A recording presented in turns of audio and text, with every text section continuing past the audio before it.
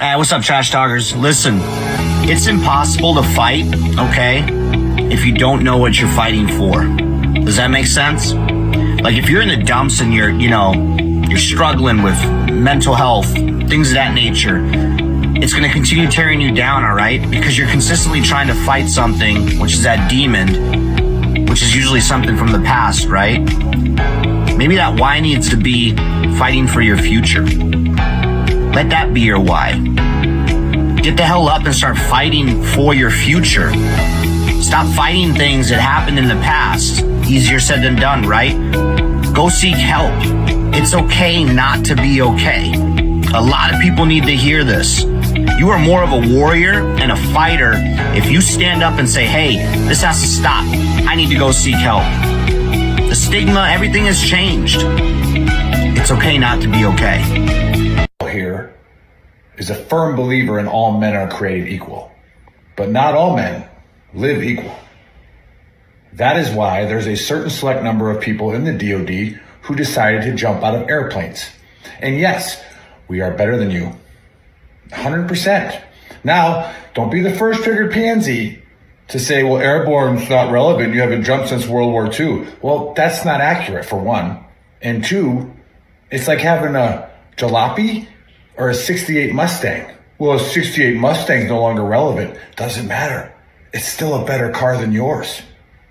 So take it easy this National Airborne Day and just accept that we are better than you. So, two things for today's Honesty Cap. First thing, how do all my boys from the 101st feel knowing that the Army decided that instead of actually making you airborne, they would just create a whole new division that's airborne because you just aren't cutting it? It sucks. Thing number two, for all the folks who were like, oh, airborne is irrelevant, doesn't even matter, they're making a whole new division of just airborne people because they're relevant. Think about that. How's that feel? Does it hurt a little bit? I hope it hurts a little bit.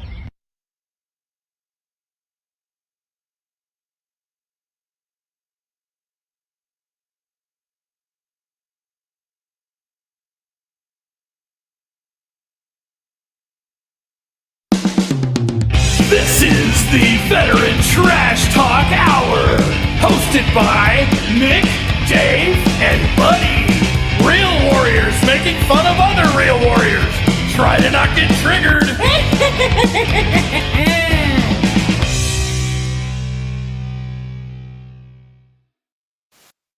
Happy Saturday, Gruntworks Nation. What's going on, VTT? Welcome to episode 161 of the Trash Talk Hour. Special guest today is Navy veteran Dr. Walsh with Wounded Warrior Project.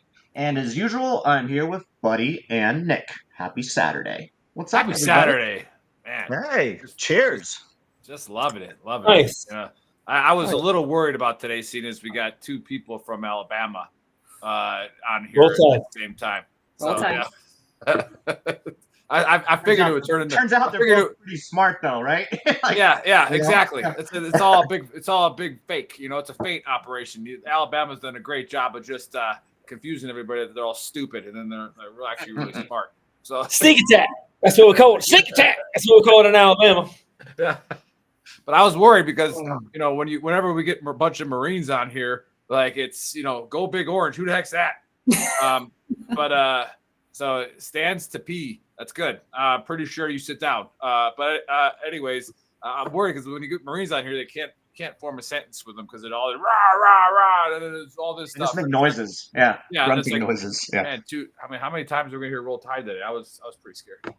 It depends on how many times you ask a question, Roll Tide. Roll Oh, look at that. Somebody named Erin Scanlon. Don't know who that is, watching from DC. So she's on there. And then we got stands to P. It says go big orange. Yeah. So there we go. Both. Yeah. Hey, that's a good YouTube plug. We are Shadow Band on YouTube. So if you are watching this, go to YouTube. All right. Like it, follow Subscribe. it. Give us a like. Yeah. Obviously, Erin doesn't subscribe to us or follow us on any platform because she asked us when the show was live, where's the link? Erin, if you followed us, it would just pop up, but it is what it So we won't hold it against you. I'm not gonna make you buy me a drink next time in DC. No big deal. So yeah, that's how that's going, Dave. Doing all right. Yeah, it's good. It's good. So, But we're switching it up. You're doing your honesty cap, huh? You're bringing the heat yeah, today? yeah. I just wanted. No. Earl, I'm going guys. Book of Earl. Book of Earl. Read the script. Book of Earl, Dave's yeah. only been on the show Bless for like I didn't read the America, script, so yeah. he doesn't know. Like, Yeah. yeah, What it is. unreal. Well, so again, those of you watching for the first time, this is probably the most truth you're going to hear in your lifetime whenever the Book of Earl comes out. So like, it's honestly, if you just recorded it and listened to it, your life would get drastically better. However, I want to bring up a couple things that have triggered me because it's been a while since I did the Book of Earl. And again, these are from my own mistakes, my own failures, my I'll experience. be back in 30 minutes. Yeah, be back in 30 minutes. No, trust me, it won't be that long. However, I want to talk about, the bell curve, like Buddy said again, where we got the left and the right, and you got the people in the middle. Those of you listening on the podcast, it's bell curve. Can't watch me do my drawing, right? So it's like that. The immigration crisis. All right. Like I am on a border town. I fly out of El Paso twice a month. Okay. And what happens a lot of times is a lot of these people actually have sponsors.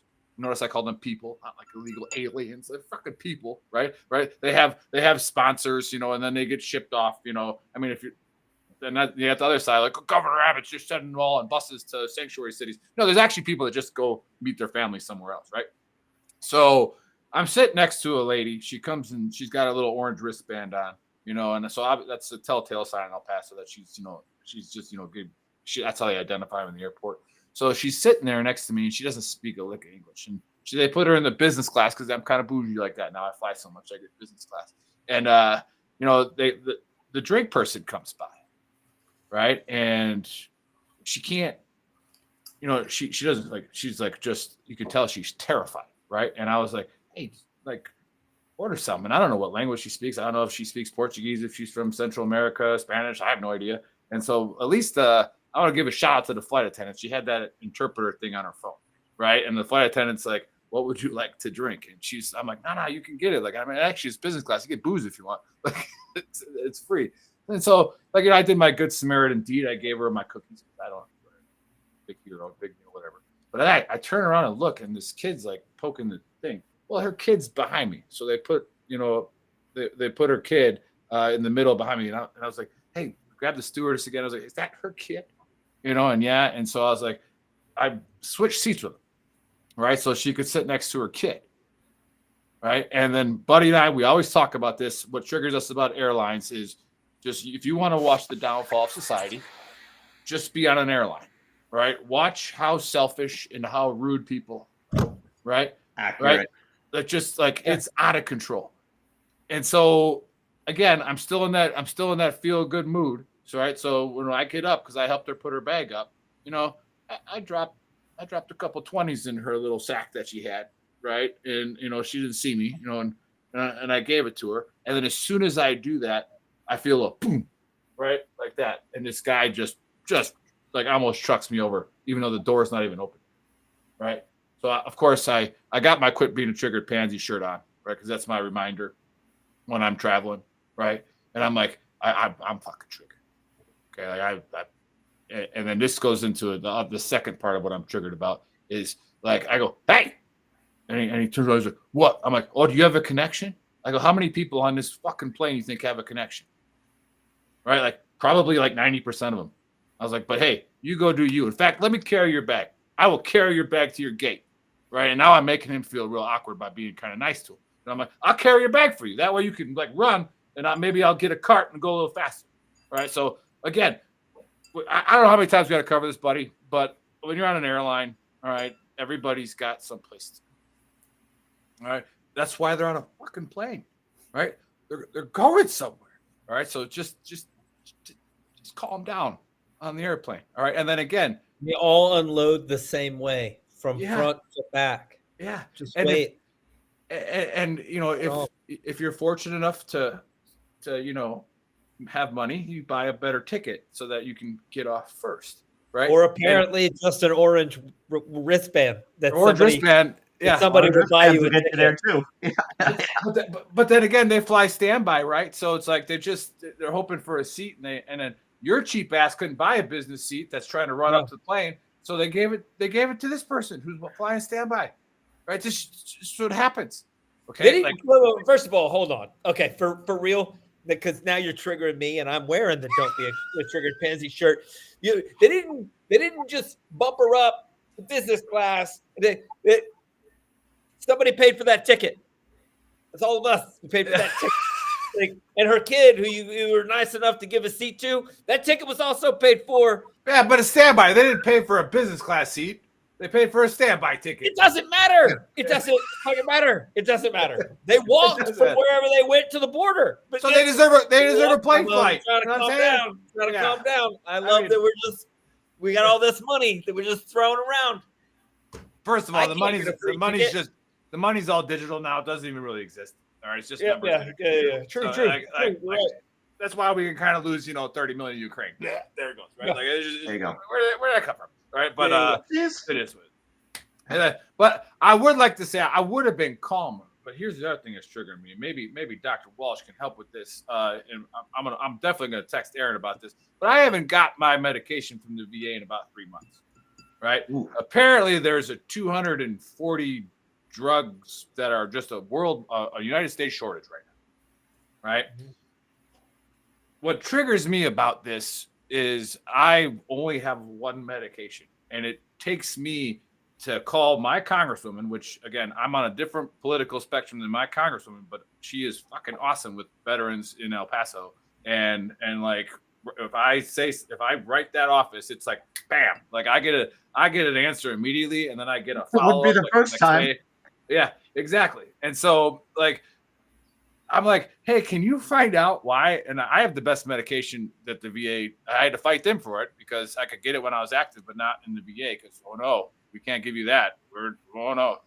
So Dr. Walsh, I get Dronabinol from the government. So it's weed, right? I get free weed. And like I'm sitting how am I not like they're looking for natural product. I'm like, what are you talking? Which more natural can you get? I can drive to New Mexico. It takes me 20 seconds, and there's a store right there. You should just get an orange wristband. You can get a free fucking flight there. Exactly. But to end the book of Earl, again, I've talked about this before, like I always do, because the 160 episodes, you can talk about the same shit that triggers you all the time. It's regardless of where you stand or who's paying for it or whatever, right? They're human beings. Right? Like, if you don't show care for them, then I don't know if I want to hang out with you. Now, if the argument's about who pays for it, okay, we can have that argument because that's something, whatever. But again, sometimes I spend like $250 at a bar, right? Like, and then I feel like shit the next day. So if you do that, but you're complaining about buying a standby ticket, buddy, where do I draw? Stands to P says, where do I draw a line? I can answer that. We drew it. It's a fucking border. No. Well, there's a line, right? There is a line, though. The line is that in the grand scheme of things, on the macro of the entire issue, you can have a stance that giving people free stuff and allowing your border to be open is a bad idea. Right. On a micro level, you can go, once they're here, they're still humans. Treat them like you would like to be treated.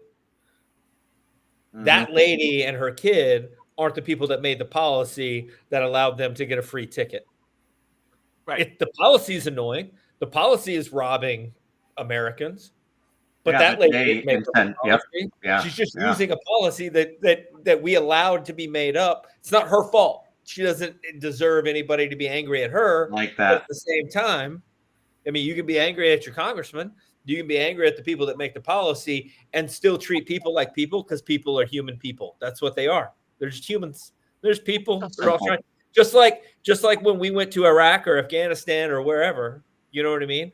On a grander scheme, you can hate terrorism and hate terrorists, but treat people like they should be treated until they deserve to get treated a different way. Nick and I used to get especially I used to get triggered, man, when some of the soldiers were just acting like douchebags with the kids and like civilians I over there. Like, bro, legitimately once got out of my Humvee, climbed onto the hood and then the roof, and grabbed a gunner by his chin strap and told him that I would take his body armor and leave him in the middle of the SUJ if he thought that he was such a badass because he had a machine gun on top of a truck, because he was winging hard candies at like kids with a slingshot, calling himself giving them candy, and I was just like, oh no sir. Nope. No, sir. Because at the end of the day, people are people. Like even Iraqis, Afghanis, they didn't make that happen. They just want to live their lives, bro. Yeah. They're just trying to live their lives. And all you're doing by winging hard candies and being a jerk on an airplane is making people. You're creating more people that are going to be angry at you. Plain and simple. What? Drive down that road again tomorrow. There's probably some kind of like theory that Dr. Walsh could expound on that would. Yeah, there's got to be some kind of disease that we have that can be medicated to why we throw candy at kids or something like that. I don't know. But, yeah, I blame the Veterans Day parades. Yeah. Yeah, right? Or July 4th, they were always throwing candy at us, right? Oh, and it's like, yeah. I blame telling 18-year-olds that blood makes grass grow, personally. Yeah. I mean, horticulture. It was not my drill sergeant's finest. That wasn't their subject. Yeah, I've never seen it. Let's see here. Stands to pee. Have we ever had Stands to pee on? No, I don't know before? him. I have no. Unless he changed his name. This is a new follower, so we don't want to yell at him yet. And I'm not drunk enough to yell at him yet. That being said, the 10th Mountain vodka that I'm drinking, they're like might kick in, so be careful. Let's see here. Yeah. The children in the battle can barely vote or drink. You just keep this guy on a little bit. It's always entertaining. Yeah, he's good. Okay. I don't know what's going on. I'm just clicking things now. But hey, Nick, that's good. Just treat everybody, with respect. Well, you see what it turns. Like that's good. Right. Yeah. And I don't think that had to be written in the Book of Rules, so I'm just kind of saying it, right? Like just with kind of common sense, but And that's. Oh wait, I'm not done yet.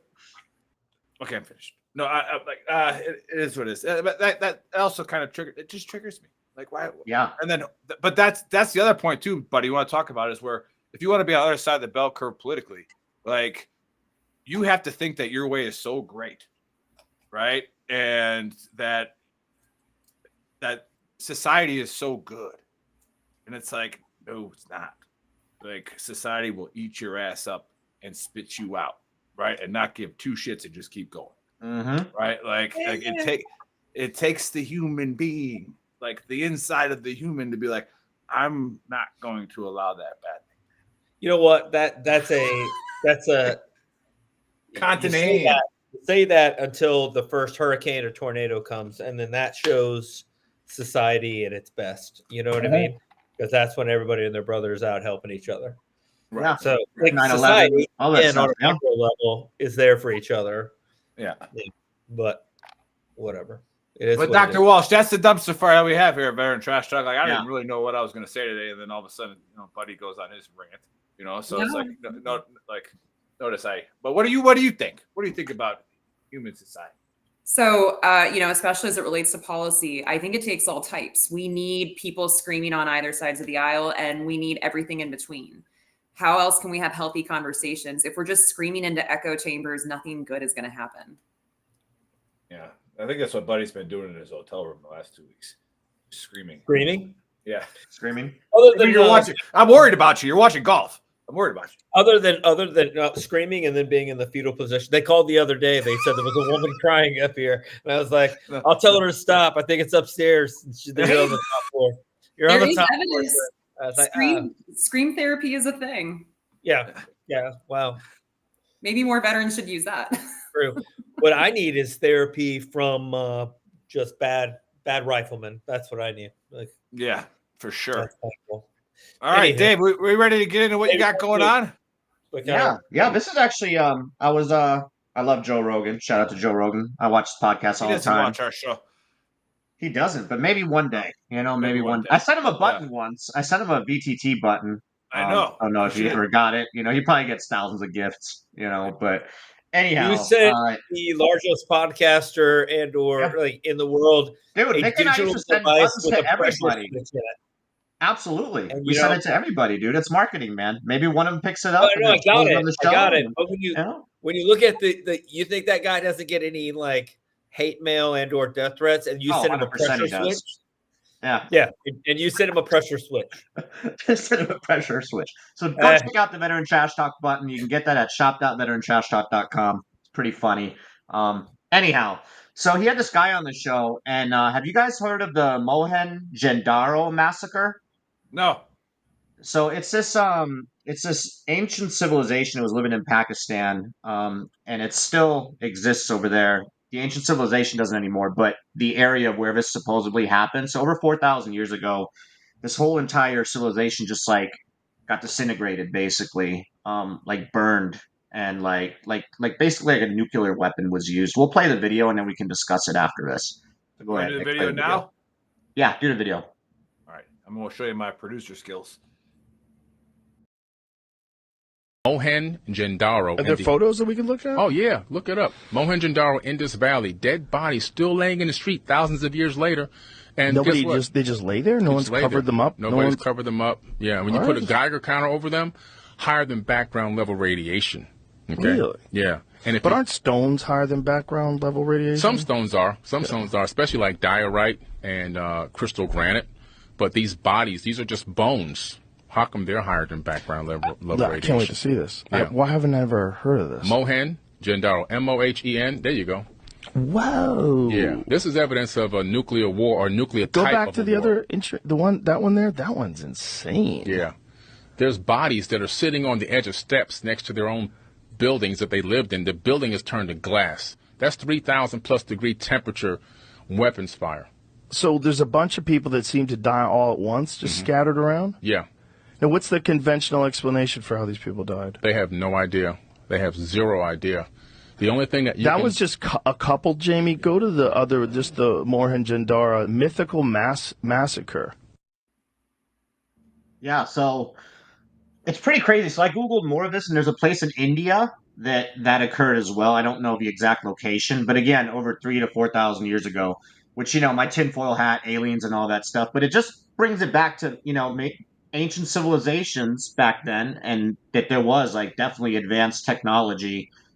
So I definitely think that something occurred, nuclear weapon wise, or, I'm not saying an atomic bomb, but something, because of radiation in the bodies and everything. 4,000 years ago, like as we know it, they did not have that technology, but clearly something occurred. And like when you Google it, even scientists are like, whoa, I don't know. Some are saying like fires, right? But to have all these bodies in separate locations, just like, that's a nuclear weapon. So definitely something fishy. I would say ancient technology that we don't know about, or a lost civilization. Same ones that like built the pyramids and stuff like that. That's my take.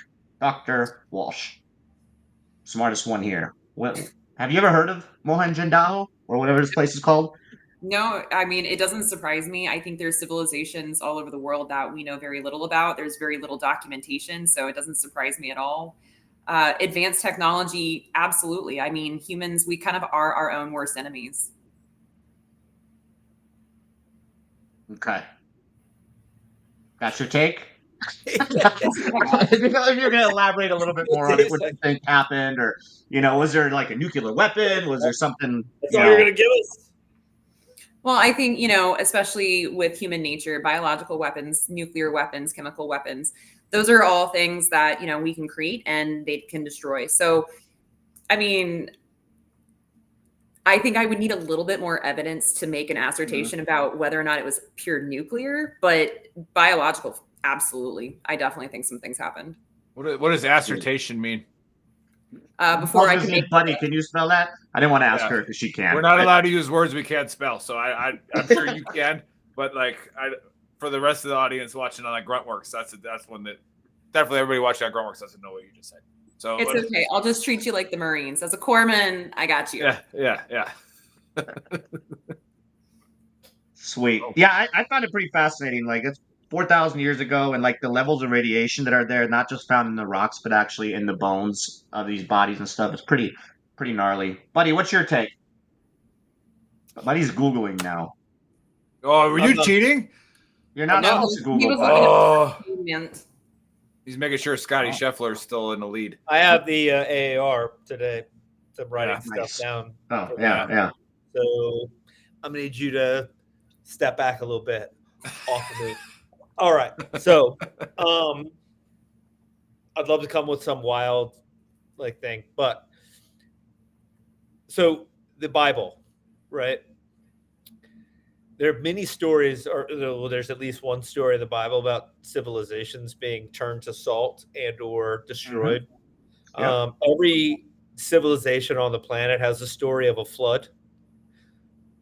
Every civilization on the planet has a story of a civilization that was destroyed because they weren't doing the right things. Now, when we look at the Bible, we look at other stories. Those people are telling stories in the vernacular of their day and the language that they can understand. Just because you can't understand it, Yep. think it's some kind of myth or something crazy because scientifically it's not how we speak, doesn't mean that it didn't happen, right? So there's plenty of proof that things like that occurred. Those stories that are in the Bible from 2,000 years ago are actually sometimes 3, 4, 5,000 years old, and they were passed on from, orally until they were written down in a book someplace, right? So yes, I absolutely believe it happened. How it happened, I would venture to I don't know. I have no idea, because at some point it's like there's a reset that we like lose all of like what we had known before. Not the great one. I don't know about that, but that there are civilizations like the Maya or the Inca that just kind of disappeared, and nobody knows their like the old ways. The pyramids for Egypt, nobody really knows what they were really used for. People say they were tombs, but nobody was burying in them. Like all that kind of craziness. Yeah, so he goes into it, but it's funny you bring that up. If you There's watch like the whole absolutely a podcast, chance that it happened. Yes. yeah, if you watch the whole podcast, he actually talks about it being gods and that there was a war going on. And then the gods decided to destroy that portion, like his whole theory is we came from aliens and stuff like that, and they came to Nephilim or whoever, which is mentioned in the Bible as well, came down here, created humans to like mine gold and do all kinds of crazy shit. But he describes it as a war between the gods, and that's what destroyed those people, which is fucking crazy. 4,000 years ago, but yeah.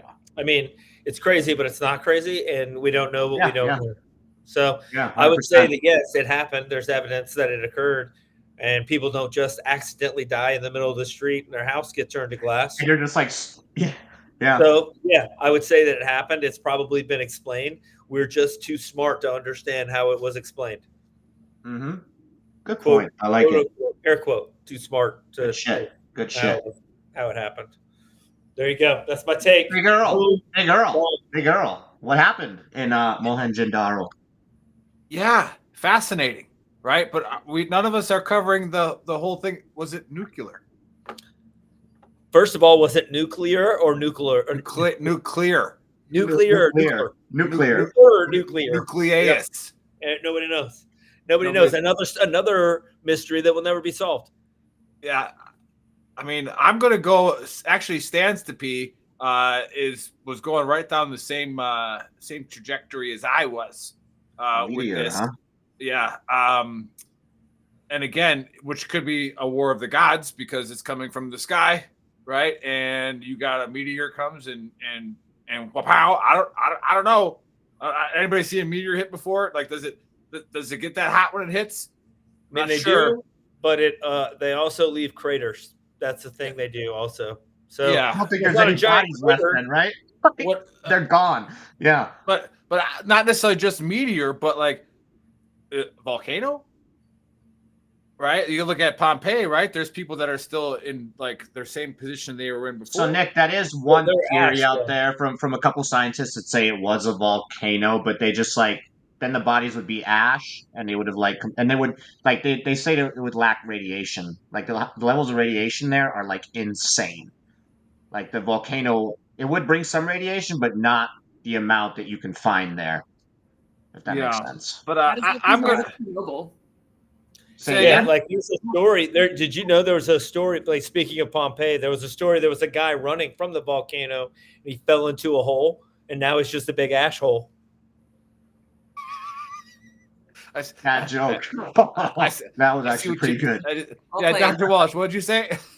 No, I was asking how does that compare against Chernobyl in regards to the radiation levels? Is that I don't know. something- I'd have to look it up. Yeah, I'd have to look it up, but I know it's extremely high. It's extremely high, but I don't So know. I'm I couldn't give you like the details on that. As the one who speaks the most truth on the panel most of the time, I'm going to kind of go with a combination here, to where like Dr. Walsh Ooh, said that. I thought you were about to step up your game and use like some kind of huge work, but then you. Well, no, see, Aaron tried to yell at me on the chat that said that Yeah. I shouldn't use words I can't spell.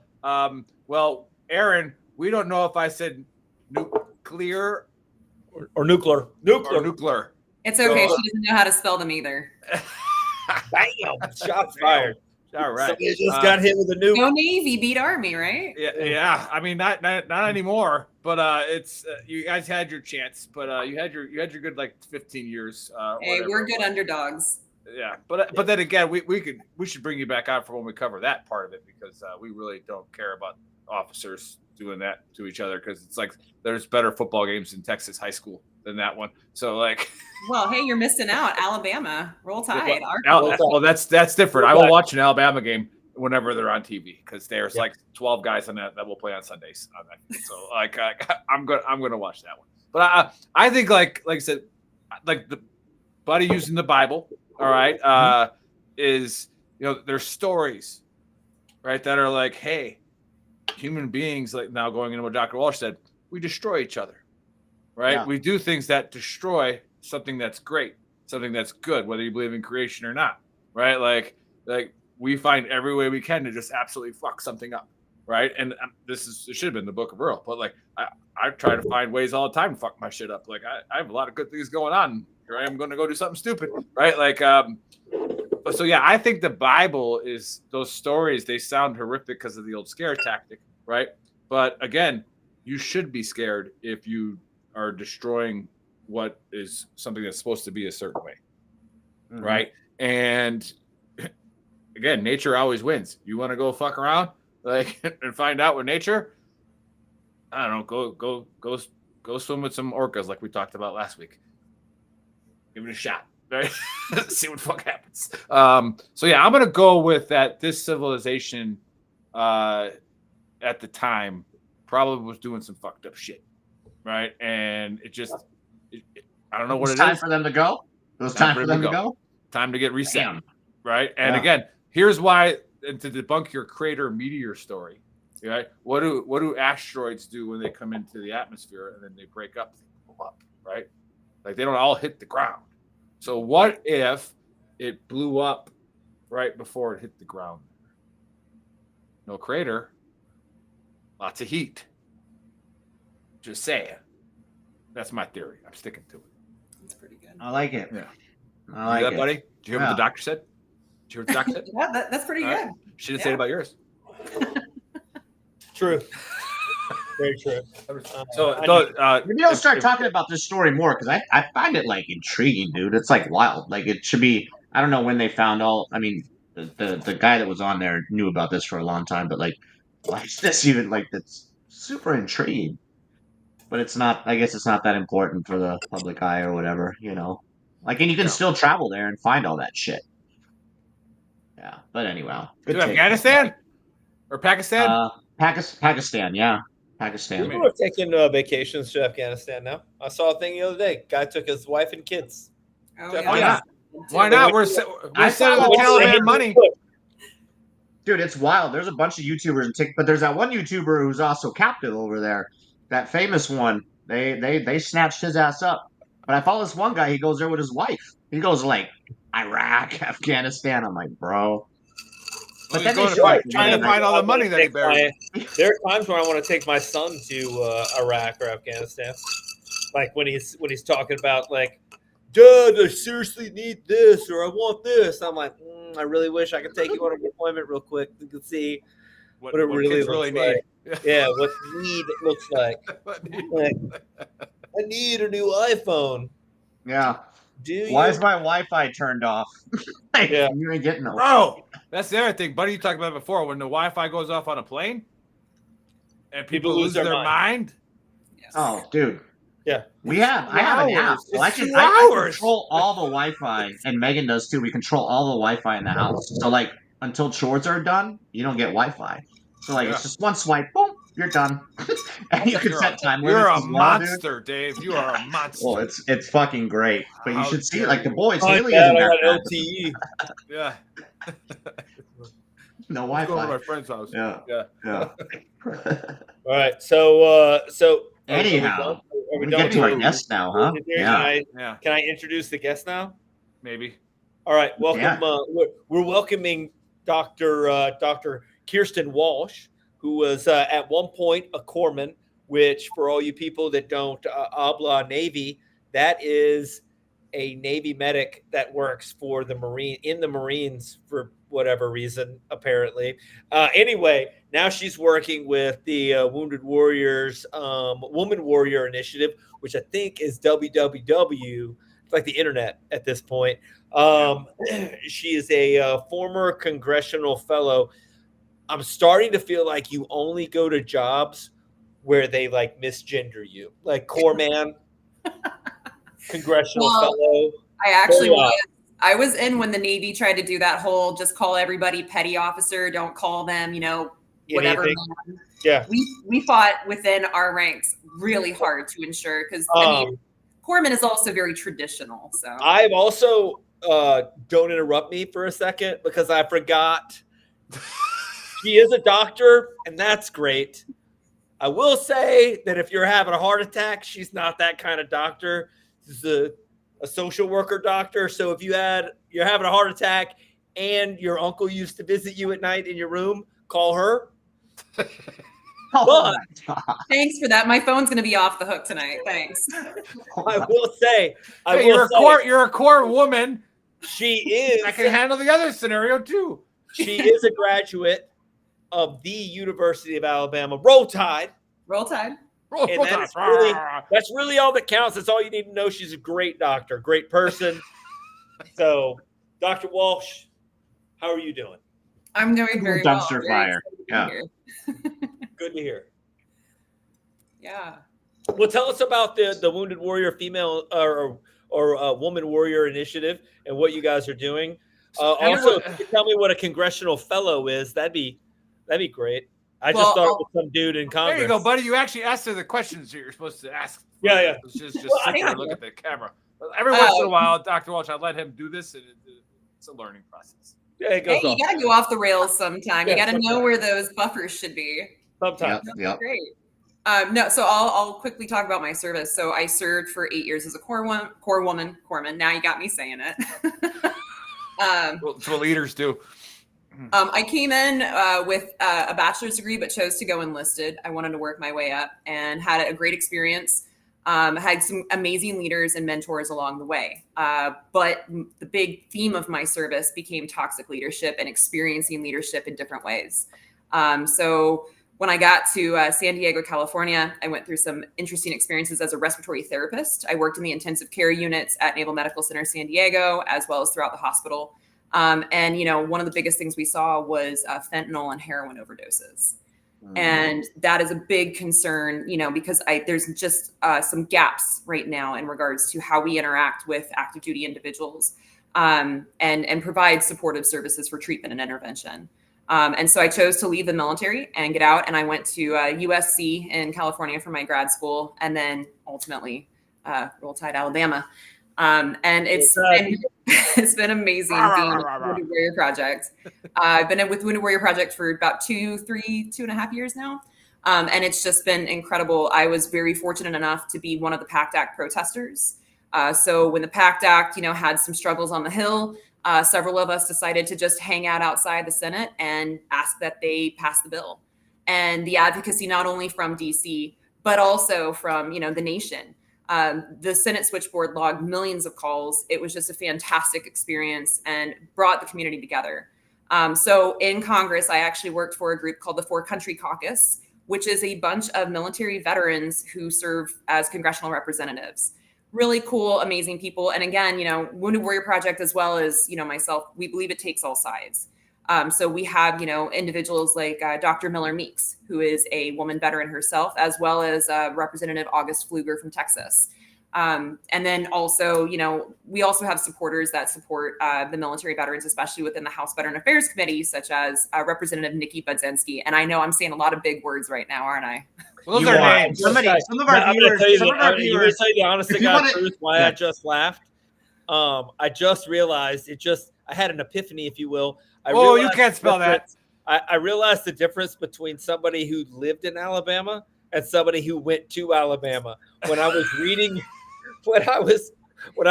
your bio, I was like, what the hell is how many countries are in this caucus? 4? Why are we doing? No, to be honest, the Four Country Caucus. Then I was like, oh wait, it was FOR. I'm an idiot. I want to real quick. One of our viewers is asking if you could describe the PACT Act real quick, and anybody that's listening. That's a lead-in question. Yeah. Aaron. No, it's not. I wonder if she's talking. Aaron about knows exactly what that shit is. Yeah. Aaron, I believe, was actually an advocate alongside the PACT Act. Well, screw you, Aaron.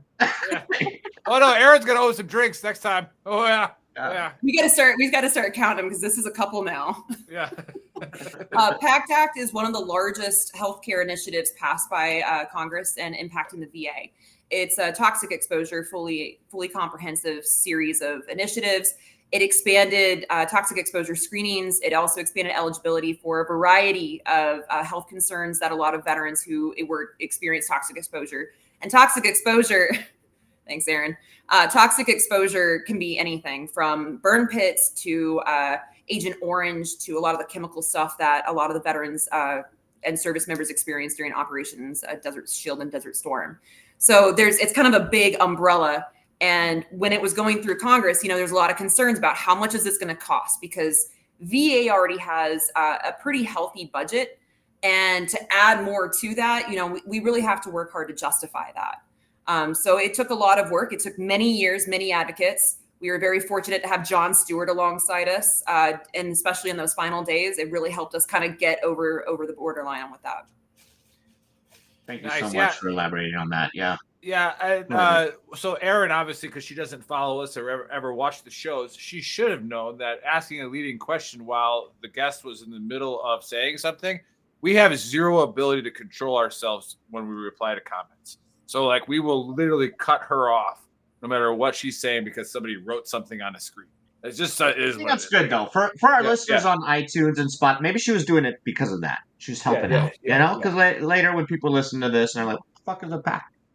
So here's a viewpoint I have on the PACT Act and the toxic exposure stuff is what I was upset about when I went to the VA when I retired just recently was they pretty much forced me to fill out this PACT Act thing. You need to sit here and fill this out. I'm like, well, what if I don't want to? Because it's for burn pit exposure. So I've kind of tried to mature a little bit about this, but it's kind of, I equate this to, when people use hey, how many people file false sexual assault reports, right? The number isn't really there to even say that that's an excuse to not have the type of things that we have in place to help victims, to help people, right? Same thing. There's stuff here to help people that have the toxic exposure, right? But you got the VA forcing everybody to fill this out, where it's I actually dug burn pits, right? Dave was there. We burned our feces in high. I actually dug the burn pit. I was standing in the burn pit, right? You got these people you got especially a major, right? A major or a colonel's oh yeah, I filed for the PACT Act. Fucker, you were nowhere near a burn pit. Yeah. That shit literally flew over our shoes for 15 months in Samara. Literally, we burned all our trash there. You'd walk out of your chew. Yeah. And then the other part of it was the Agent Orange. I'm glad you brought that up because here's the other thing. I'm sitting there when I was an RI down in Florida, and we're swimming across the river to recon the river before the students go across it. right? And they set up their bridge. Now here comes the EPA in their boat, right? And like I'm sitting here like swimming across it, like drinking in the water, so swimming. I'm like, what are you guys doing here? Oh, we're testing this water for Agent Orange because they buried a shit ton of it under Reagan Air Force Base. And I'm saying, oh, that's cool. Keep swimming. So yeah, what about like what is that? How does the PACT Act actually help people other than the way a lot of conspiracy theorists and or people who aren't educated how DC works and those? How does it help people to where it's like, oh, this is just more money getting sent somewhere that just goes away? That's a great question. So for many of the individuals impacted by toxic exposure impacts, we now have identified presumptives. So basically, if you were in a certain location around a certain time, there are, expedited processes for those individuals. Also, things like breast cancer. So I had a colleague, Dr. Kate Hendricks Thomas, who was very well known. Unfortunately, she has passed away from toxic exposure from the burn pit. She was a female Marine, absolutely fantastic researcher and woman veteran, published multiple times on it.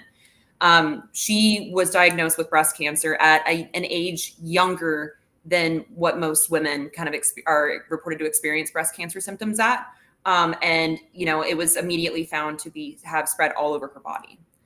And so the PACT Act, one of the kind of things that the PACT Act and other bills related around it did is kind of start those screening processes a little bit earlier for veterans. So, if the screening was originally at 40 years of age, now, if you were in these areas around this time, you should be getting a screening regardless of how young you are. So that's one way of it helping. I think VA, they put a lot of effort behind this because largest healthcare package passed for veterans, largest policy implementation. It is a national push, and it is extremely hard to find all of the veterans. There's reports out there that suggest that only about 40% of veterans are enrolled within VA healthcare. So how do we get to the individuals who actually are not engaged with VA, who choose not to be engaged with VA? How do we get to them and help them and, prevent situations that could be fatal for them? Yeah, right. And then, hey, Aaron, that's how you ask a question about the PACT Act, by the way. Give some context. So what are some of like the symptoms, or like, are you guys seeing anything, like some of the things that like, oh shit, this is, because obviously you said the breast cancer, right? But you can't 100%.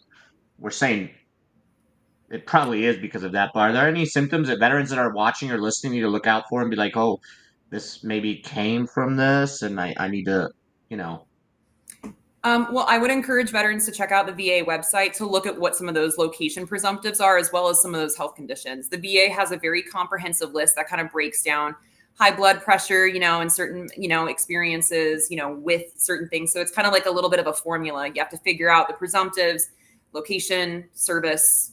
So, but the VA has a fantastic dashboard that it goes over and evaluates all of that.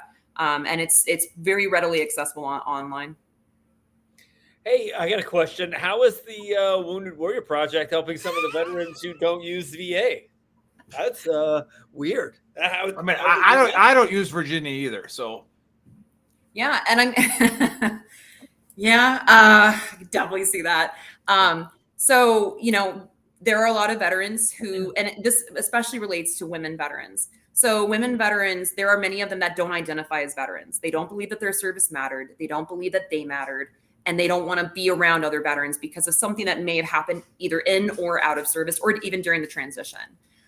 So Wounded Warrior Project, veterans do not have to be enrolled in VA in order to be enrolled in Wounded Warrior Project. We don't substitute any of the programs. So like we're not mimicking VA or anything like that. We are a VSO that has programs and services. We do have mental health options and things like that. We've got some great mental health programs, but veterans do not have to be registered with VA to be a part of us. So we can get into the communities. We also rely on a great alumni network. We have over 200,000 veterans post 9/11 that are enrolled in Wounded Warrior Project. And it's just absolutely incredible to be able to see them engage with each other, as well as, us on the advocacy level. Our alumni network is probably, it's my favorite part of our organization. It's just so engaging to be around the Warriors. Yeah, the ones in El Paso never share this show. They keep rejecting when I put it on the Wounded Warrior Project of El Paso. So maybe you should call her and yell at her. The Wounded Warrior Project is how I did. It's who I went through for my when I retired for disability and all that stuff. Same here. I have another Same question. Why didn't we just have Aaron on the show also? You're opening a can of worms there. Yeah, Aaron is way too good for us, right? Apparently not. She had a hairdressing appointment today. Yeah, she had a hairdressing appointment. You can do this show from anywhere. Yeah, exactly. Literally, I've done it from the middle of a watching it from there, so that's good. You know, I've literally done this show on the big screen. I did want to cover something you said, how you how women a lot of them don't even identify as veterans because they're not either proud of it or just maybe there's something that it is what it is. That we learned that starting Veteran Trash Talk. So and it was really weird because we didn't know how to use like the demographics, and we're just a bunch of grunts, right? Like we're trying, and we have Gruntworks, which is but we didn't own Gruntworks when we started VTT. Somebody else did. But Veteran Trash Talk, we allow zero politics, like zero sexual posts, and just, we were here to like just promote veteran-owned businesses, share funny memes, right? And, reach out and talk to each other. And we started noticing that we were getting a lot of female veterans, right? And it's like, Dave thinks he's good looking, but we're really not that good looking as dudes, and like we were still active duty. We weren't making any money. Good looking, bro.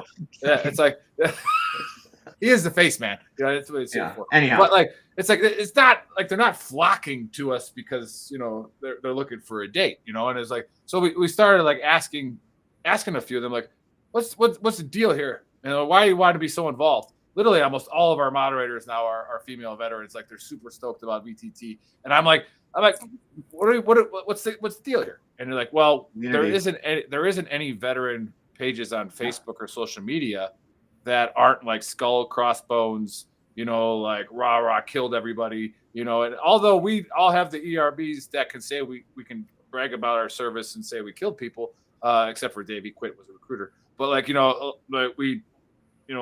we don't talk about that stuff, right? Unless the situation calls for it, right? You were there. The pink mist. Oh, that was Ogren. Ogren shot him.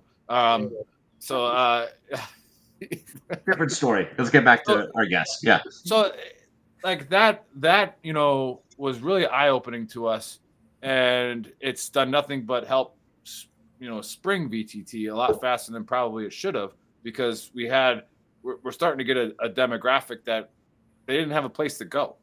Yeah. Right. They didn't have a place to go, like feel safe where I can talk about my service and not just get told to shut up and go make Which a sandwich. is sad. And some of the stories are just like. Yeah. And that's something that put me onto a path where what I do with my job now, which Aaron's fully aware of, is it put me onto a more emotional path with it because I sat here and I did an interview with a soldier when she went to Korea in the 90s. Literally, she had to sign a piece of paper that said, hey, this is how you're gonna act here because you're gonna get raped. Right? Like that was part of the processing. I was like, and then when she started telling her story, and you can watch it, I don't want to say it for her, I was like, you couldn't see me because I was like I am now, but my legs were shaking under the table. Right. And I'm sitting here like this happened to you in the Army?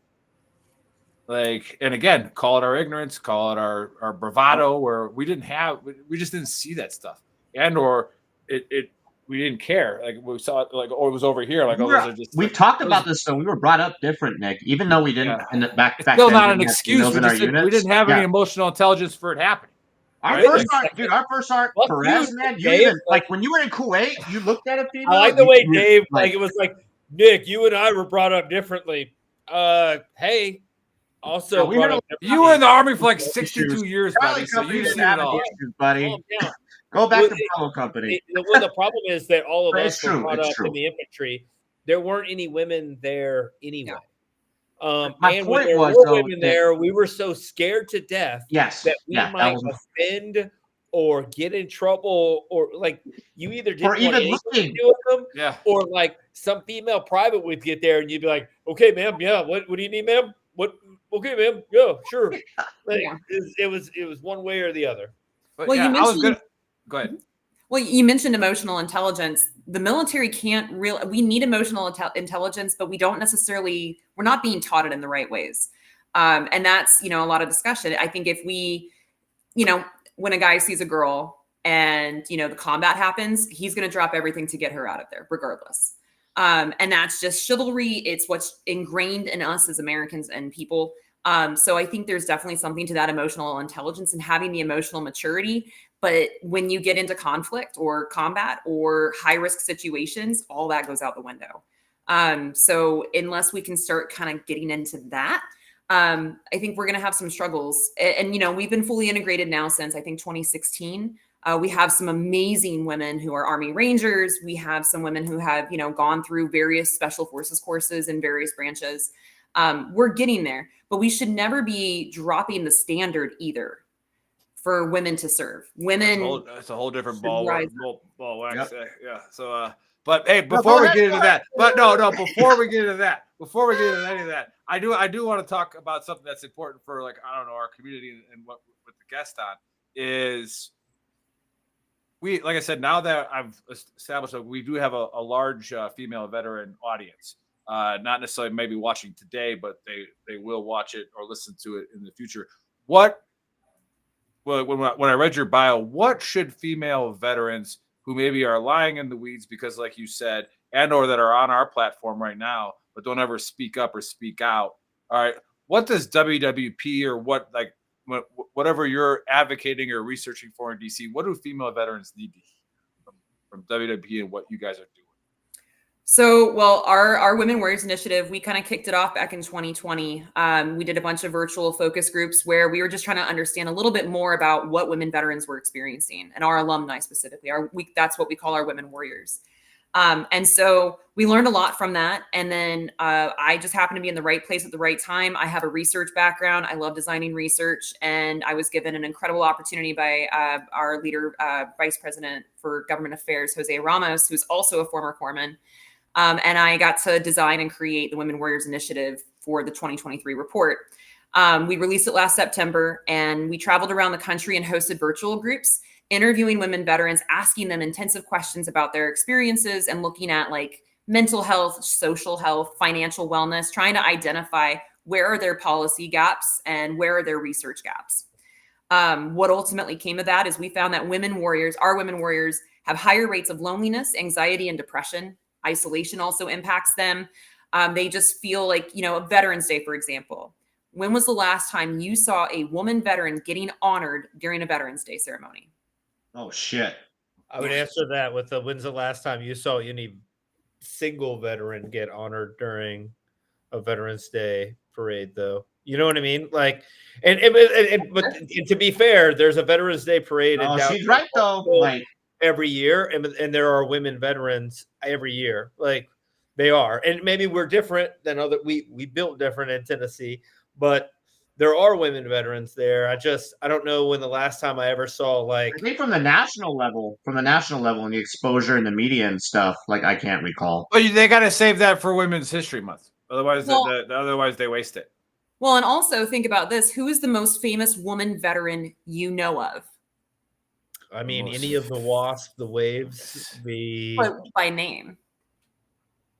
The most famous. Well, that's kind of a loaded question for us because we've had them on the show. We've had a lot of female veterans on the show. Oh, yeah. We had Casey Campbell is pretty famous. She's a gangster. Badass. Yeah.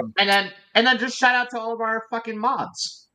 Hey, Monica, one of the Len. Yeah, they're all. One of the first NCOs. Yeah, one of the first artillery NCOs was a woman. So for most people, though, this doesn't come to their mind. Right. It's very hard to see. And, driving around. So I lived in Escondido, California for a couple of years. Great area. And they have these beautiful banners on the lamppost that say, this veteran, served in this campaign and whatever. And it's just to honor the veterans from that area. I don't recall seeing a single woman veteran at all in the entire little community of Escondido. And my buddy, great chief, he just had his banner made for his small community. And again, male veterans, that's fantastic. I'm not saying take anything away from male veterans, but I'm saying we need to bring women's up as well. And that will fix the psychological, what you were talking about, the loneliness, all that. That will just put them on that what's the word I'm looking for? Even keel? playing field. Even Yeah, keel, well, yeah. and Yeah. that's And what not we've even found. that, but like, go ahead. Well, that's what we've found in our research. So I recently was just in Charleston and Tampa hosting roundtables. So part of what we do is we go around, we invite subject matter experts to come and talk about various topics. We had a researcher who focuses on osteoarthritis and physical health conditions for high performers, including athletes. And she spoke about how, individuals who go through high risk situations and high intensive training, they're more likely to have, bone issues or muscular issues. And our women veterans, the women veterans that attended, it was incredible. There is such an appetite for connection, community, education, and information. And, unfortunately, many women veterans do not feel safe going into a VFW post, just because of experiences they may go through. I've been blame in them. posts. I love all your VFW posts, but Oh no, and I've been to some that are absolutely incredible, but I've also been to some where the men will not look me in the eye, and they know I'm a veteran. Well, you'll steal their soul. Yeah, I do. I would say that also goes kind of. You're a lot smarter. A little too. bit of that goes back to love you Vietnam vets and everything. Don't get it twisted. a little We bit have a of that huge Vietnam goes vet back to the following here, so same, but like what we were talking about with infantrymen, how like they don't want to, like, they're not about that life. They're not about getting in trouble for doing something inappropriate. And because they don't want to do something inappropriate, because they've been told if they do anything, they're done, they would rather just not even look at you or not even, be around you. And I think that's actually been a detriment to a lot of that's female. not the reaction at the VFW post, though. That's just the At reaction. the end of the day, just like, fuck you. I You're don't not that want to. good. I don't go to That's what it is. Let's be VFW real. posts either, because I don't feel comfortable at VFW posts. I mean, Yeah, they do suck. no kidding. Like, I just don't, because they're just not. That's I'm not a World War I'm II. just saying it was a different Vietnam that veteran. comparison. Like it's a It has different to be upbringing. people that feel comfortable there. I don't want to go someplace where all they're doing is drinking beer, smoking cigarettes, and eating hot dogs. Spaghetti. You know what I mean? Spaghetti dinners and Bush Light. Like we talked about this before with like the VFW. Yeah. Though. Like they have to modernize or die. Like, well, and I'll also say something that our women veterans were telling us is that when they became parts of various chapter-based organizations, they found themselves constantly being asked to do more than male veterans. They were asked to cook more. They were asked to bring, can you transport this places? And of course, they want to do it because they want to be a part of that community. But it's just, there seems to be a communication breakdown. Women veterans are veterans too. We all just want to be treated the same, have the same access to care and supports. And we learned a long time. We don't even call them women veterans. They're just veterans. Yeah, and again, so there's I love getting into that the narrative of things, right? To where it can screw things up or it can help things just based off of like what are we trying to sell here, right? And like I said, I had to grow in my maturity with veterans that are of the female gender, because I always got triggered when when you said like Women's History Month. I'm like, it's 2024. Why does it have to be the first female to do this? Why can't it just be like, look at this female CEO? Why can't it just be, look at this badass CEO, right? Look at this. And then, shout out to Monica, who couldn't make it today because she's like the head sergeant of arms at her VFW or Legion, whatever it is. She said, well, it's because of like what you're saying is we need to keep bringing light to that. There are people that are doing these things and have done these things a long freaking time ago. Right. So it's like, and they never got the time of day because of just the way that it was. And that kind of goes to what stands to be saying is just the VA is societal. Well, it's, is what it is. Vic says veterans are veterans. So what the fuck are you talking about? That's what I just said, Vic. Yeah. So here's Vic. where what about this? What about this? Like I said, we have zero control. If somebody types something, stop everything. What is there any problem? Have you run into anything with talking to female veterans about like they don't join WWP because it's Wounded Warrior Project, right? Do they view MST as that? Do they view PTSD the same because it's not from combat, right? So is that a problem with Wounded Warrior Project just in the name itself? Does it scare women away? I mean, I think it scares just veterans in general away. Wounded warrior denotes you have to have some, very, very life impacting injury. But injury and illness for veterans looks very different than it does for civilians. And the research shows us that. So Wounded Warrior Project, we serve post 9/11 veterans that have a wound, illness, or injury. And a little bit of that is subjective, but a lot of it, goes back to the medical evidence. If they've been diagnosed with PTSD, that is considered a wound, illness, or injury. Our resource center on top of that. So we have our warriors that are registered with us, but we also have a fantastic resource center. And any veteran or family support member can call into that and get at least kind of a direction of where to go. But yeah, repeat the question again. I started going off on a tangent there. No, I was saying with the narrative of the wound, illness, and injury. Yeah. Yeah, the wounded warrior, right? Yeah. And again, because of the way the BroVet pages talk, and again, we have the BroVet background. We could be BroVets any day, anytime you want us to be. But it's like, oh, you were just a fucking pogue. You were just a truck driver, right? It's like, have you seen the size? Speaking of craters earlier, have you seen the size of the craters on MSR Tampa for like fucking 10 years? Right? Like that's what them truck drivers were dealing with, right? Yeah. Like every day. Let me do that interrupting thing real quick. Vic, we know that, brother. I think he's just I think he's just talking. Hey Vix, thanks for the comments, buddy. Like we really do appreciate it. But yeah, like that like how do we get to that point? Maybe it's social media, maybe it's, veteran trash talk, something to where it's like, because Buddy and I and Dave will jump in once in a while, but we get really, really triggered when somebody's like, oh, that guy's just a pogue. He's not really a veteran. Mm-hmm. There is a line you have to draw, though. We always talk about that. There is a reality there's always a reality situation that if we're not on common ground with that reality, then we can't because there are also people that go to basic training for 2 weeks and then get 100% disability, and they're just robbing other people. Absolutely. And taking away resources. And then, there's also a conversation like the PACT Act is great, but there's also a conversation to be had about slimming down the bureaucracy of the VA so that more money is spent on actual care and not just hiring somebody to answer the phone to not give you an answer to the question that you're looking for. You know what I mean?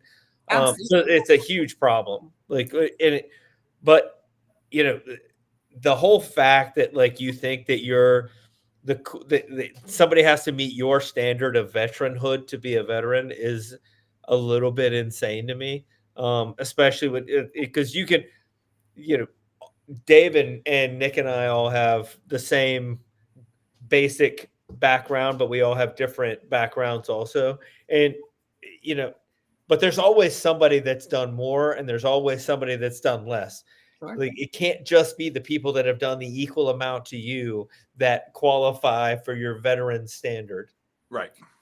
Yeah, I mean, I'm 6 years out of the military now, and I will say it took me a good 4 years to be able to say I never deployed, because I felt my service was completely devalued. I volunteered so many times, and I got turned down every time. Too low of a rank. I'm a woman. All these things I got denied, and there's such a value in my service, just like there is in every service member's service. Mm-hmm. If you choose to serve, that's honorable. And for those who are drafted, that's extraordinarily honorable. Our service is what we make of it. And that's the veteran experience too. It is what we make of it. So for those who completely want nothing to do with it, I understand it. But for me, that looks like advocacy. And I want to show women veterans what women veterans are capable of and what we can do. So that's why I'm so happy to be where I am. We've also discussed that on the show before. There is a punitive side of going to war. If you want to go to war for 20 years or 10 years in the case of Vietnam, there's a punitive side to that. There's a price that you have to pay, and that price is that the people that you send there, whether they're a man, a woman, whether they're black or white or something else, whether they're gay or straight, you have to pay for their care at the end of the day. And they shouldn't feel ostracized from the veteran community because they're something different than the majority of the veteran community, they should still From be Alabama, taken care bro. of. All we need is the baseline of that we're all veterans. Yeah. We don't all have to Absolutely. be combat veterans. We don't even like there are people that were in the army that were in CAG from like 1980 to 1990 and then retired and didn't Never really shot their weapon. Yeah, never may not have gone to actual combat. Are they less cool than the infantry guy that did go to combat? I think not. Probably not. But I mean, if they're airborne, they're cooler. Vic brings up a really good point right there Yeah. in the chat, and that's when I just went through Wounded Warrior project for because I retired back in June, and Congratulations. I don't care all the viewers. I'm at 90% right now, but I feel like my counselor, the lady that was talking to me, honed in on like my past so much. I'm like, there's nothing really like I grew up in a loving family, all that, but like that's what Vic's talking about right now is like I feel like she honed in on that more than on the issues that I was actually having. Yeah. And then like my PTSD and my TBI rating was I don't know. I'm just kind of like should have been a little bit higher because that's actually issues that I have. But she was honing in on my childhood, which I don't know. I grew Yeah, up in a loving family. I didn't have those issues. you're the grandson of an admiral. You were spoiled as shit. Yeah. My grandfather was a rear admiral like, in the Navy. I had a loving family, like no issues there. Instead of honing in on the actual issues that I had, so like that was like a little bit of a bad experience with Warrior. My guy who's working with me is great. We're submitting more documents, but I was a little upset. But they have to do that now. They have to. Well, There's a lot of So we know, so there's something called ACEs. It's adverse childhood events. And, those scores kind of help predict, what types of struggles an individual might have, moving through their life. I do, we recommend every veteran using a VSO or a veteran service organization or somebody to assist in the claims process. Because oftentimes our VSOs have seen a lot of the questions, the screenings and stuff like that. It can help veterans prepare and know what they need to say and know how they can kind of work with VA providers and those CNP providers. But yeah, that's ACEs. Doesn't anybody see that as an issue? The ACEs? The fact I that had an amazing childhood. the Like I don't the want to fact throw it out that there, you but have to have a coach. I was a to get rapper what you're- in Germany. you're getting. No, but seriously, like I had a great childhood. Like there was nothing, Well, no issues. That's And what they I was talking focused on about. that so Tell us hard about your because they wanted to childhood, say that my Dave, issues your that I'm childhood. having We already now. talked about your childhood. Yeah, Stop. you got stop it. talking But I'm about just your saying childhood. now I'm pissed off and triggered. Sorry. Yeah, exactly. Doesn't anybody see that as an issue that you have to, and you're right, you have to go to a VSO to get, because if you try to do your claim on your own, the process is so difficult and you have to use the right wording for the right things. There are people that pay upwards of 2 or 3, or some people pay like a portion of their disability for like a year or two in order to get a lawyer to help them through a VA claim. And it's like, the problem is the claim process, not that. And you know what? We own all of the machines. How much easier would it be when an 18-year-old comes into the Army, scan their body? Yes. When a 42-year-old gets out of the Army, scan their body. Mm-hmm. Well, I actually wrote this in a letter to help H2F get spun up in the Army. I was at the Sergeant Major's Academy, and I got asked to write a letter to the Pentagon about what do I see as a problem, system-wise that causes, veteran suicide. And I said, there's a lot of things we don't do preventatively to get left of the issue while they're still in, right? And part of that, buddy, was I go, we do nothing for our soldiers when they come in to like say, hey, this person's right hip is 2 inches higher than their left hip, right? So if we don't address that now, and they're tough guys or tough girls, right? Tough soldiers, and they're gonna fight through some kind of pain. All of a sudden, their left knee is hurting, right? Western medicine says X-ray that left knee, cut that left knee, but it all stemmed because they've been road marching for 10 years or jumping out of airplanes with a right hip that was out of, sync a little bit. Mhm. Right. So like I said, why don't we scan them instead of making them duck walk and sticking a finger up their butt before they get in? Like why don't we just like, hey, let's give them a something full on that. MRI. We own the MRI machine. Right. It's ours. Right. And I got to be careful how I word this, but that's why the Genesis system came out like a year or two ago in the military, like in recruiting, and they say that's why numbers are down. I'm not certain that's the It's case. because you guys sucked at recruiting. Yeah. But the Genesis system now, when you go to MEPS to do your stuff, like they have your entire medical record. It used to be like they just know what you tell them, right? Now they can pull up your entire medical history, anything. Nick, wait, Go ahead. my bad. Go ahead, Hold on, buddy. let me ask Nick a question real quick. Majority, who joins the Army? Who joins the Navy and who joins the Marines? Oof. Poor kids. Right. Right or wrong? Right. Okay. Who doesn't go to the doctor, Dave? You can't get a medical record if there isn't one to have. Yeah, we're talking about eaches here. I'm Yeah, telling and you, what the I'm Genesis saying- system was That's created what I'm saying. to That all can combat get fixed if issues those kids get a of scan. already existing medical issues, and people join the military exactly to combat what you were saying about kids going to basic training, and then 2 weeks later they're done because they have a knee issue or something. That's Right, why but the what I'm Genesis saying is system was created. If they're lower to middle class, it's expensive. You're to go talking to about the a small doctor. percentage. You're talking about.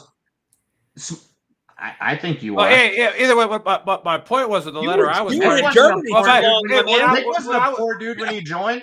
Nick what has underlying medical conditions probably from the past. I do. Right, but like I said, a lot of the Yeah, you grew up in Alabama in a little hut. I get it, bro. But that's not everybody. everybody wants to get linear when they're talking about how to fix things, right? But Statistically, you're it's talking about more the whole But that's- system. I here. just wanted to add that's why Welcome to the Genesis dumpster system was fire, Dr. created. Walsh. so Hey, I'm again, in like, yeah, so Combat like, that stuff. Mr. again- Mr. Free Healthcare is going to tell us about healthcare. Let's go. yeah, I got TRICARE for Tell me life more. on me. yeah, exactly. But again, a lot of the And I issues that veterans have, that reminds them of something or makes them kind of just stop doing things is pain, right? So if we could get left of that pain, right, and then when they become veterans, so buddy, going along with what you said is, scan them before they get in, scan them when they get out, scan them halfway fucking through, right? Because we all know when a war kicks off and the numbers are low because Dave sucked at his job, right? And we got to start pumping in felons and people with hand tattoos, but now we can have hand tattoos, whatever. So we're pumping in all these people, right? Are we really saluting hand, bro? like, We're good. like, and again, like with my back, I had a PA say, if I MRI your back right now with the sequester, they're going to kick you out. So I'm not going to MRI your back. Oh yeah. I'm just going to shove Valium in you and drive the fuck on. And of course, I want to stay in. So I'm like, yeah, let's drive on. Right now, all of a sudden I wake up like 3 years later, I can't walk. It's like, maybe I should have got the MRI. Right. Well, But Maybe you should have went drill or recruiting when I told you to, bro. maybe the PA should have gave me an option. Right. Maybe the PA should have said, you're going to go get an MRI, dipshit. Right. And if it kicks you out, it's for the best, because if you keep doing what you're doing, you're going to be broke the rest of your life. And we then call maybe that cultural competency. We need cultural competency for military and veterans. We should have providers that are aware, hey, these are the common conditions you might see. Some of those things could have been some of them could have been fatal. If you don't catch stuff early enough, like you're saying, get left to bang, we absolutely need to be doing that. Right. And a lot of that starts within the Society of Veterans. So one of the questions that we asked our women warriors was, would you recommend military service to a young girl in your life? And Wall Street Journal did a fantastic article on this last year where they were just asking veterans if they would recommend military service. The answers it's exactly what you would think. It's a dumpster fire. You have some veterans that are like, yeah, absolutely. The military saved my life. I'm so happy I served. And you have some veterans who lived through some real harrowing experiences. And you can see it in the way they respond. I had a woman participant who said, I would absolutely recommend service. You're probably going to get raped, but you should still serve. Straight face the whole way. And that right there, that shows our society, we have a lack of cultural competency. And I want to point out specifically, MST is not just a women-only issue. Hell no. You're absolutely right. Yep. Could be affected by that. Males don't report. They just don't. Yeah. Mm-hmm. Yeah. Oh, I mean, there's although yeah. to be fair, there's things that we did to each other, right? That now is MST. Then was sign of passage, right? Nick. Hey, Just you know, the saying. UCMJ has been Just updated to saying. include sexual harassment. So just I'm just saying. There's things, but I think I said that to somebody on the show a long time ago, that I was like, what happened to me in high school was worse than what happened to you. And you're screaming about MST. Like, okay, chill out a little bit. But yeah, that's a little off the rocker there in the dumpster fire. But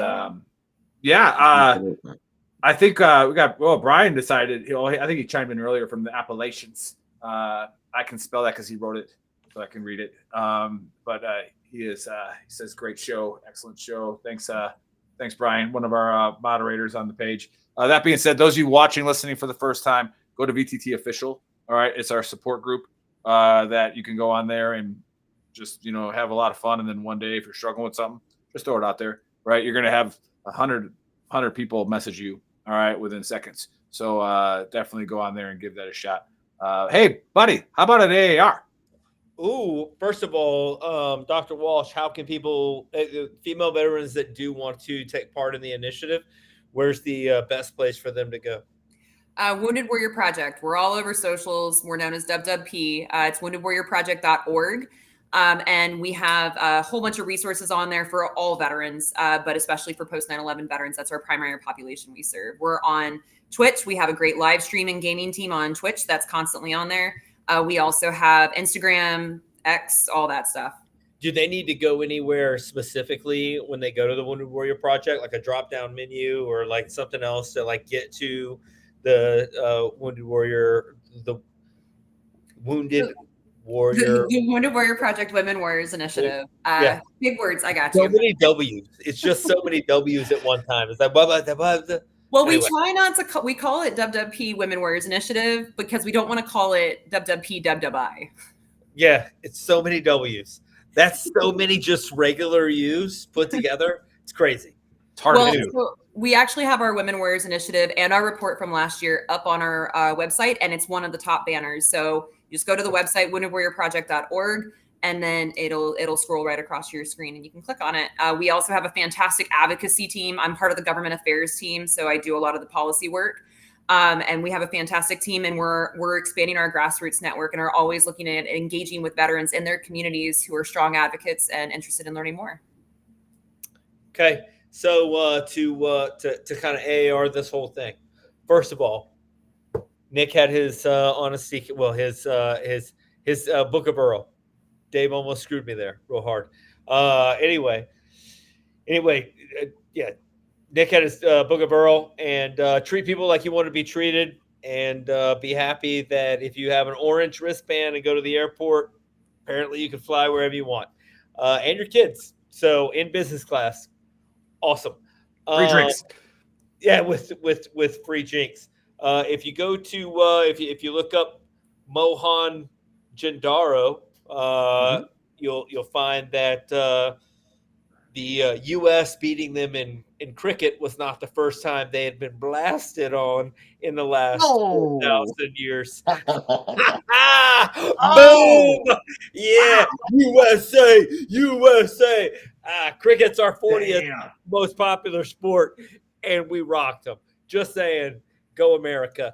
And then we USA. had Dr. Sean, who has the Wounded Warriors Woman Warrior Initiative, and you can go to Wounded Warrior Project and look that up. It's one of the top banners. She just said that. She also was instrumental in protesting for the PACT Act, which helps all warriors. And Nick at one point asked a great question. I wrote that down. Nick asked a great question. I would say that he asked a great question because Aaron told him to ask the question. And I don't understand why Aaron wasn't just on the show instead of getting her hair done, whatever. Anywho, we had a great show. Dave said some things. It was real weird. He had a weird childhood in Germany where he had all the health care he wanted to have. And it was great. It was great. That's all I got. That's and Stroop waffles. That's the AAR. That's the AAR right there.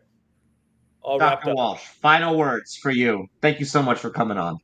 Yeah, no, it's been great. Thank you guys so much. I look forward to continuing to engage with women veterans. I'm on social as well. And love connecting with veterans and just being a part of the community. Love it. Love it. Hey, some great information today. For everybody that tuned in late, go check out VeteranTrashTalk.com. It's got the links to everything, Apple Podcasts, Spotify. Go give us a like and subscribe on YouTube because we are shadow banned. It'll help move the cause. And then I am wearing Just a Tip today. Nick is wearing it too. Buddy's wearing Quit Being a Triggered Pansy. You can go get those at shop.veterantrashtalk.com. Cold in this room. Have a happy Saturday, and we'll catch you guys next week. It's not sexual. It's the tip of the green tip. It's a bullet. It's a bullet. It's a bullet. All right.